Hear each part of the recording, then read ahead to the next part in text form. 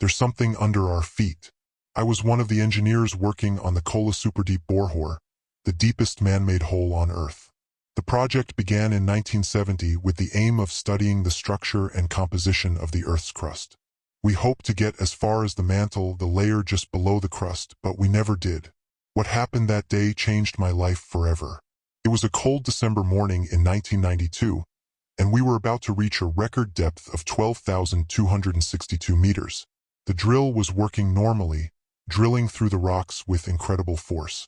We were monitoring the data and signals coming from the hole, when suddenly we heard a strange sound that resonated through the hole. It was like a scream from something alive, but it wasn't human.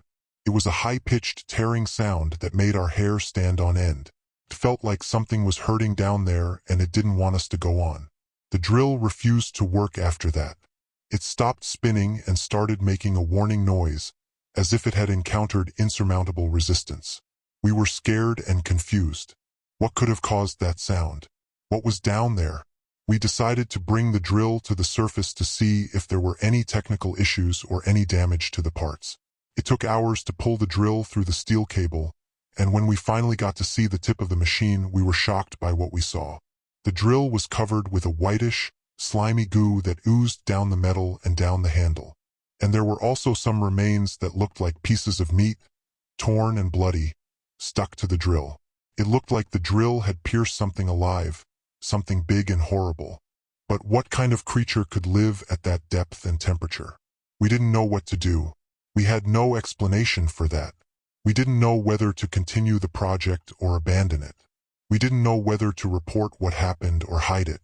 It didn't take long for those responsible to make a decision. To seal the well with a heavy metal cover on a concrete floor, sealing it with a ring of thick bolts. They said the project was halted due to lack of funds and scientific interest amid the chaos of post-Soviet Russia. But I knew it was out of fear, afraid of what was down there, afraid of what we had awakened, afraid of what might come out of the hole. I never knew what really happened that day. I never knew what that thing that screamed in the hole was. I never knew if it was dead or alive, if it was single or part of a colony, if it was natural or artificial. I moved to another country and tried to forget what happened. But sometimes I still have nightmares about that sound, that horrible scream that echoes in my mind. I wonder if whatever it was is still down there. I wonder if it's still alive. I wonder if it's still angry. But despite all the fear I felt at the time, now it's back in full force. Recently, I learned that the Japanese want to launch themselves in this endeavor. I wonder what they'll find down there, and if it'll be even more terrible than what we found.